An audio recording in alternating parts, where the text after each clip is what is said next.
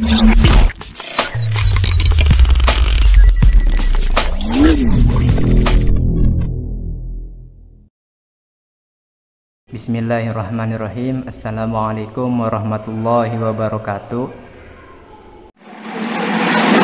Pada pertemuan kali ini kita akan membahas tentang interaksi antar ruang benua Asia dan benua lainnya. Nah, jika berbicara tentang interaksi, kira-kira apa nih yang terlintas di benak kalian? Apa itu interaksi? Ya bener ya, interaksi itu berbicara tentang kerjasama. Yang kita bahas hari ini adalah yang pertama, apa itu?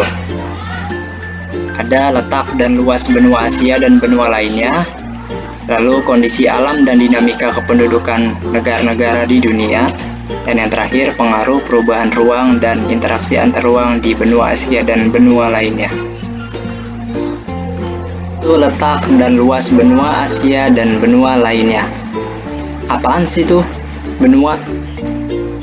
Ya, benua merupakan daratan yang luas dan tidak merata permukaannya, tapi terbentang alam seperti dataran tinggi, pegunungan, dan memiliki tingkat keabadian yang tinggi. Benua ini dibatasi atau dikelilingi oleh samudra. Nah, ada berapa benua nih? Di sini ada 5. Kita lihat di dalam peta ini, yang paling besar itu ada benua, ya bener ya, benua Asia. Dengan luas wilayah yaitu 44 juta kilometer persegi. Yang paling kecil apa nih? Ini yang paling kecil, benua Australia, dengan luas wilayah yaitu 8,9 juta kilometer persegi. Yang selanjutnya ada Amerika dengan luas wilayah 42 juta kilometer persegi. Lalu ada Afrika, luas wilayah 30,29 juta kilometer persegi. Dan ada Eropa dengan luas wilayah 10,35 juta kilometer persegi. Selanjutnya yaitu kondisi alam dan dinamika kependudukan di dunia. Yang pertama kondisi alamnya dulu nih. Di benua Asia, saya ambil contoh. Yang pertama Indonesia, yang kedua ada Korea. Di Indonesia, seperti apa sih kondisi alamnya? Ya, yang pertama di Indonesia itu kondisi alamnya yaitu daerah pertemuan lempeng Eurasia, lempeng Pasifik, dan lempeng Australia. Yang kedua, terdapat 3 kawasan flora dan fauna serta beriklim tropis. Nih ya, Indonesia beriklim tropis. Yang ketiga, udah pasti nih, kaya akan sumber daya alam seperti tambang, hutan, pertanian, dan perkebunan. Yang kedua, ada Korea Selatan. Nah, berbicara tentang Korea, bukan tentang drama-drama Korea nih ya.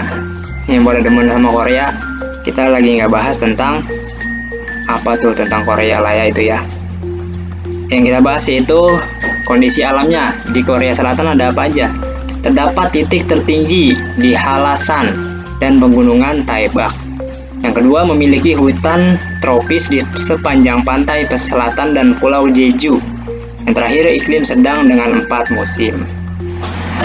Selanjutnya kondisi penduduknya nih gimana? Kita lihat piramida penduduk di benua Asia nih. Terlihat di sini dalam piramida ini sudah ketahuan ya bahwa di benua Asia kondisi pendudukan itu jumlah penduduknya paling tinggi. Keragaman budaya penduduk sangat tinggi, dan yang pasti kegiatan ekonomi penduduk didominasi dengan sektor pertanian ya dan industri. Yang selanjutnya kita terbang jauh nih ke benua Amerika. Bagaimana kondisi alam di sana ya? Ya kita tahu gimana sih benua Amerika seperti apa gitu ya. Walaupun kita belum pernah ke sono ya kan, tapi ya kita harus tahu gitu. Di sana seperti apa sih kondisi alam? Ya mudah-mudahan kita bisa bareng-bareng ya pergi ke benua Amerika. Kita jalan-jalan traveling. Ya di benua Amerika itu saya ambil contoh ada Amerika Serikat dan Chile.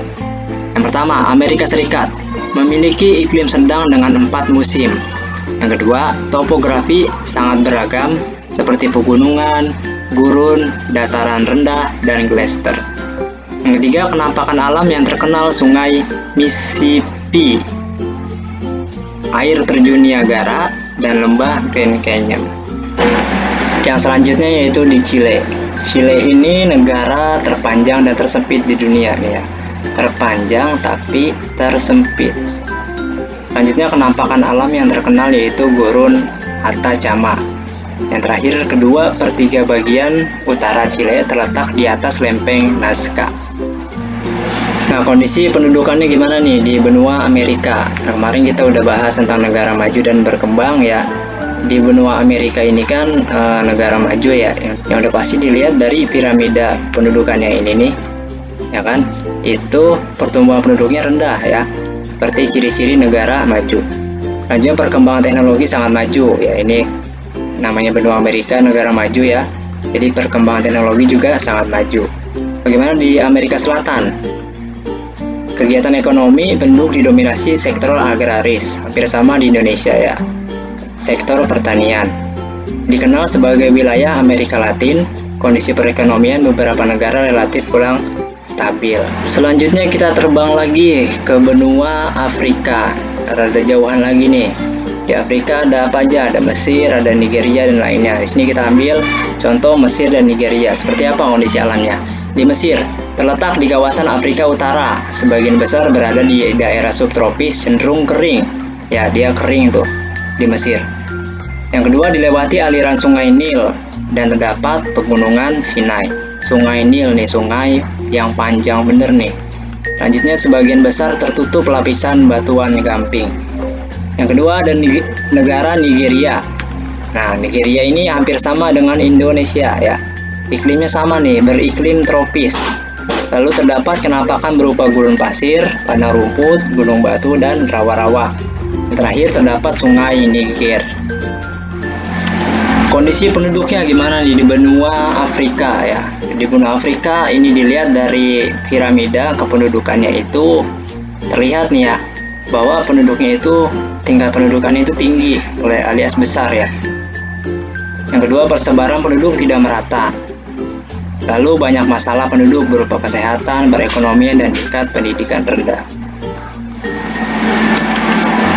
Kita terbang jauh lagi ke benua Australia, benua terkecil nih ya, tapi indah. Bagaimana kondisi alamnya?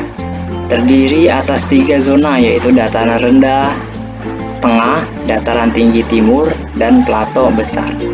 Iklim tropis, subtropis, gurun, dan iklim laut sedang. Terdapat kenampakan The Great Barrier Reef. Fauna khas Australia berupa berbagai jenis reptil dan hewan berkantong. Ya, benua terkecil tapi indah, yaitu benua Australia. Selanjutnya, bagaimana kondisi kependudukan di benua Australia? Nah, ini dipengaruhi kedatangan bangsa Inggris abad ke-15. Nah, benua Australia ini merupakan salah satu tanah jajahan bangsa Inggris dan memasukkan benua Australia ke dalam negara persemakmurannya bersama Afrika Selatan, Malaysia, Hong Kong, dan lainnya. Namun setelah penaklukan benua Australia, Inggris menjadikan benua Australia sebagai tanah pembangunan bagi para narapidana yang dianggap meresahkan masyarakat Inggris dan para pembangkang kerajaan Inggris ke benua ini. Ya. Selanjutnya, perekonomian didukung sektor pertanian, perkebunan, perindustrian, dan jasa. Pertumbuhan penduduk lambat. Demikianlah yang bisa saya sampaikan. Jika ada yang kurang jelas, silahkan bertanya di kolom komentar atau di akun psikologinya masing-masing. Kurang lebihnya mohon maaf. Wassalamualaikum warahmatullahi wabarakatuh.